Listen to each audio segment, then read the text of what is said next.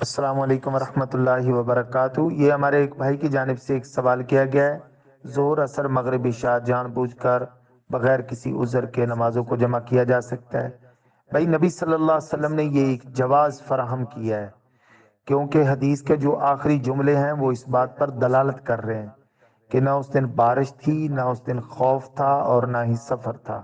اس کا مطلب یہ ہے کہ نبی صلی اللہ علیہ وسلم عام طور پر جو نمازوں کو جمع فرمایا کرتے تھے، ان تین وجہوں میں سے ایک وجہ ہو سکتی تھی۔ اہل علم نے اس کی یہی تشریح بیان کی ہے۔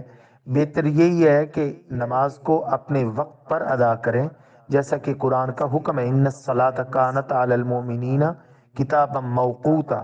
بے شک نماز کو اللہ تعالیٰ نے مومنوں پر ایک مقررہ وقت پر فرض کیا ہے۔ لیکن اگر آپ کو سفر ہے، یا پھر آپ سفر کے علاوہ خوف ہے یا بارش ہے، تو آپ کو بلا شبہ نمازوں کو جمع کر سکتے ہیں، اور اگر آپ کی نماز قضا ہوگی تو وہ بھی جمع ہو جاتی ہے۔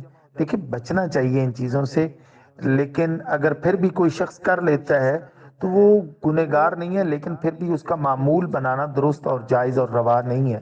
امید ہے انشاءاللہ آپ کو آپ کے سوال کا جواب مل چکا ہے۔